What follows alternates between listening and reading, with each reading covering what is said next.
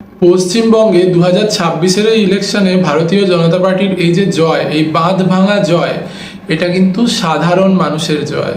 সাধারণ মানুষ তৃণমূলের অত্যাচারে অতিষ্ঠ হয়ে উঠেছিল।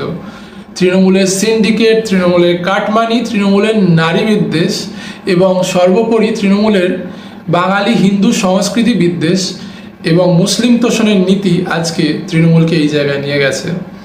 তো চলো দেখে নেওয়া যাক বিজেপির এই জয়ের উল্লাস কেমনভাবে পালন করছে সাধারণ মানুষ।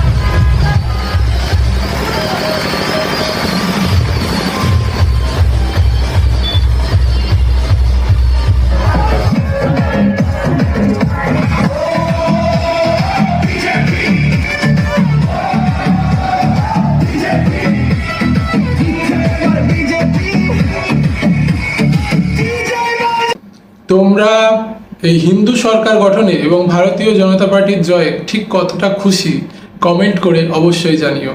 আর সাবস্ক্রাইব করতে ভুলো না কিংবদন্তি।